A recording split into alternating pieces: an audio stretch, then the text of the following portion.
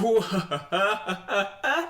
going on, everyone? This is Steve Larsen, and you're listening to Sales Funnel Radio.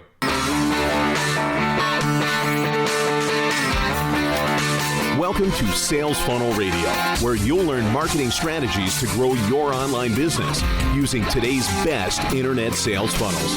And now, here's your host, Steve Larsen.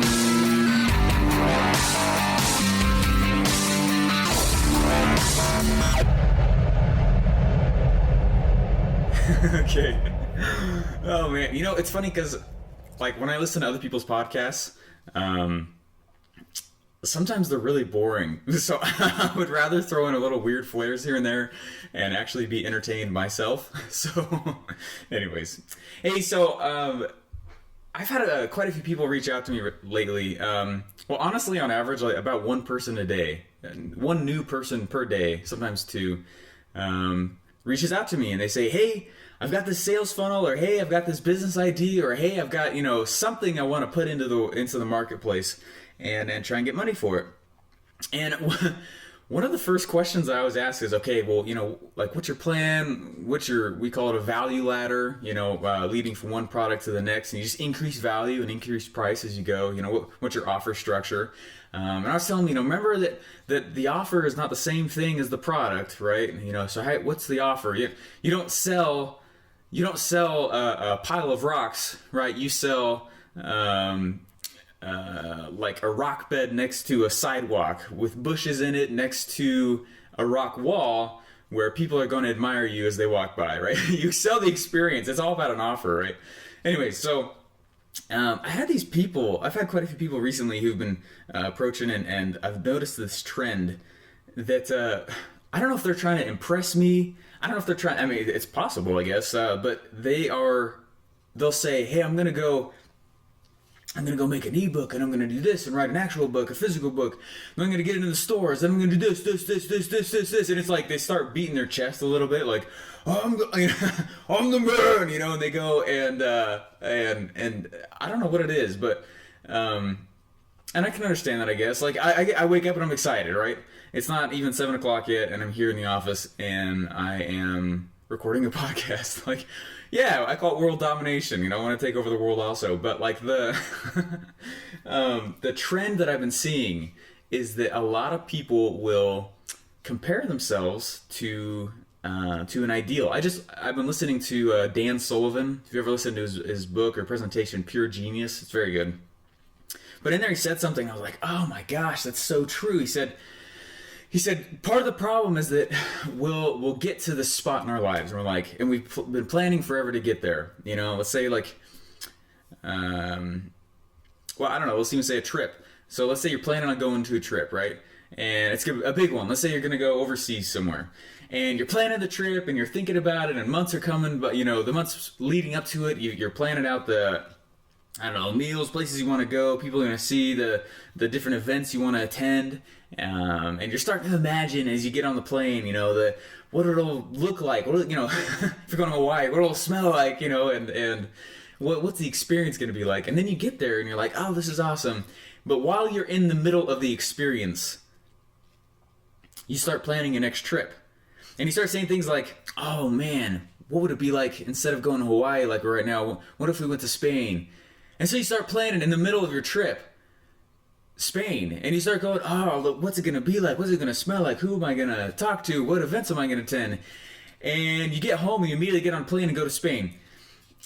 And then when you get to Spain, it's like, oh, this is awesome for the first day. And then you turn around and immediately you're like, oh, let's go visit Germany, and in the middle of Spain, you actually get on a plane and just fly to Germany. And it's like, that's kind of what it's like when I'm talking to a lot of people about their business. They're like, I'm going for this and go for this and go for this. And you're like, wow, that's really cool, but you're not actually focusing anything. You're not actually going to win at this. You understand? To a degree, especially at the beginning, when you're just trying to get a product out there that actually converts, you kind of have to be a little bit of a monomaniac. And a lot of people won't do that. And I keep trying to explain to some people, like, you have got to simplify. Probably the number one thing I've learned working for Mr. Russell Brunson is that that's my day job, and I absolutely love it. But probably the number one thing I've learned from him is that the man simplifies like crazy and then just executes like, it's insane. He will not. We do not get caught up in the details when he and I build a funnel together. So I sit next to him all day, every day, and he's like, hey, we're going to go do this. We're like, cool. And then we figure out the details as we go. But it is our only focus until we get it done and it's converting and making money. Does that make sense? Because I get these people, and a lot of people would do that. And I realized when I was listening to Dan Sullivan's program, he said something in there that was very fascinating to me. He said, a lot of times people have, I'm not going to say it exactly or whatever, but the major point was, hey, sometimes a lot of us will just go compare ourselves to an ideal rather than what has actually happened. Okay, does that make sense? So here's a scenario, excuse me. Let's say you really want to lose some weight, right? And let's take someone who's really, really overweight, and they go and they lose like 50 pounds in like 3 months, which is amazing. You know, that's fantastic and almost like borderline unhealthy. Like that's a lot of fat loss, right? Or weight loss. And so they get there and they've lost this weight. They get on the scale. They feel fantastic, and it's a lot of fun, you know, for them. They're feeling great. But then someone who's really, really, really in shape, let's say it's an Olympian, walks in front of them and you know, just keeps going. And the guy notices, says, oh, but I don't look like that. And they get really depressed and they bring themselves down and like, oh crap, you know, I can't handle what's happening in front of me right now, and I might as well not even try for this. I'm never going to look like that. And that's kind of what Dan Sullivan was saying. He didn't say that example, but he's like, look, what happens is that we'll go from our current state to a better current state. And rather than comparing to our own selves where we came from, we'll compare to this ideal. And every time you compare to an ideal, you will always end up not happy. You'll always end up getting depressed, and you'll always shrink back, you know, and it'll kind of take away your steam from wanting to move forward. And I was thinking about that in terms of a lot of the businesses that I've done, especially when I was in college and I was just kind of getting into this game.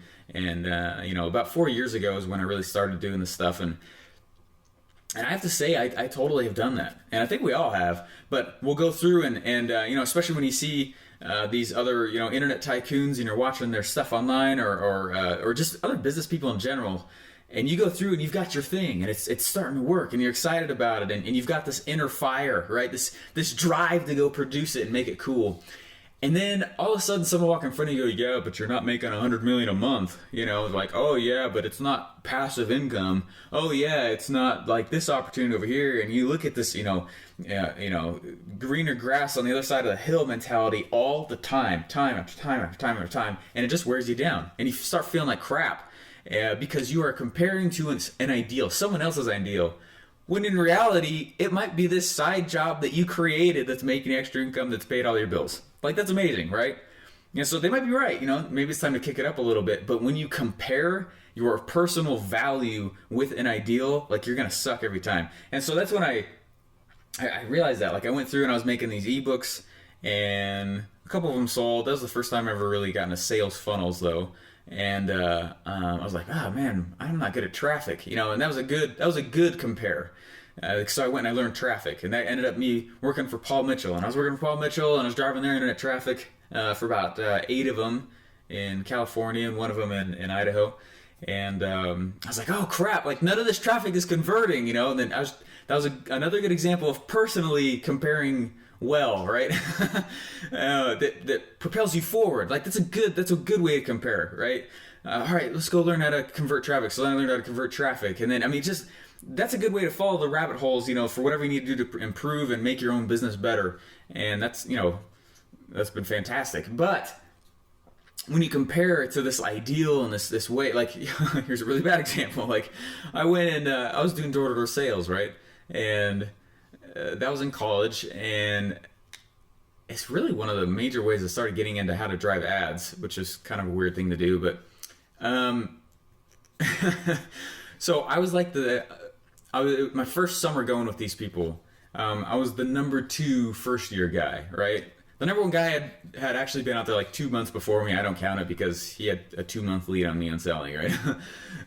But what started happening is I instead of just keeping my head down and just working with my own pace and working my own speed, I looked up, which is for me not a good thing. When I look up, I start seeing the other people and what they're doing. Oh, they're doing this level. Oh, they're doing this level. And when people start looking at me and my work and they start saying, oh, Steven, you're amazing what you're doing. You're so good at building sales funnels. And if I look at that and I allow it as an input, then I actually do worse. I start sucking because I start comparing to an ideal. I'm like, oh crap, like I didn't realize I was doing so good at this. I just really want to do my own kind of good, and then I start comparing and I'm like, oh, and then when I'm on the doors and I was talking to people and starting to, what if this guy's gonna say yes? And they start to read that on my face, like a dog smells fear. And then I start losing sales more and more and more and more and start sucking into this downward spiral. I'm in a huge tailspin, and 3 weeks go by and I haven't sold as much as I usually do in a month, in like 1 week.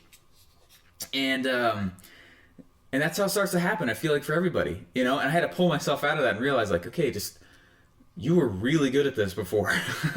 Stop looking at what other people are doing and stop caring that people are watching what you're doing, because that's what puts you in the tailspin. So that's actually one of the reasons I've been nervous for this podcast. But thanks for being a faithful listener.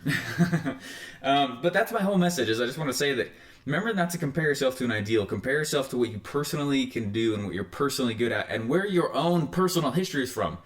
Keep your head down. Just work hard. It's good to want a little limelight. That's not bad. It's good for marketing, right? It's good to be able to want to be seen. But when it becomes the object and when you start saying things like, oh, but I'm not doing it like he is, you're going to suck. I mean, it's just the natural. It's going to happen because you start comparing. Yeah, well, that guy over there has a different unique ability than you do. What's your own unique ability? It's kind of one of Dan Sullivan's things also. Just focus on your own thing. Whatever you're crazy good at, he's probably not crazy good at. You're right. He's probably better at you at something, but you're better at him than he is, at this one area. So go just focus on your one thing, blow it up, make it successful, and keep your head down. Stop comparing to an ideal. So anyways, I've kind of said that like 12 times now. It's just, it's a trend we all get into. It's kind of the reason we like pop culture, is because we're going to look at someone else and compare. Well, I got to wear what this celebrity's wearing. I got to, that's the whole basis of that industry. Anyways. All right, guys.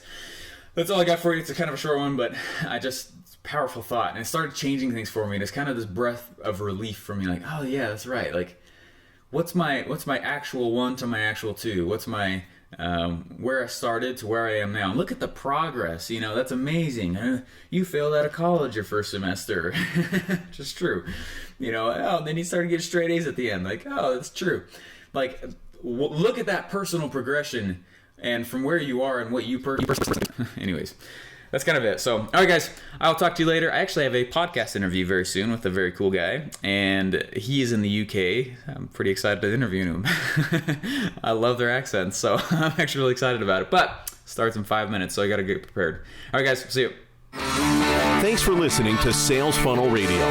Please remember to subscribe and leave feedback. Have a question you want answered on the show? Get your free t-shirt when your question gets answered on the live Hey Steve show. Visit salesfunnelbroker.com now to submit your question.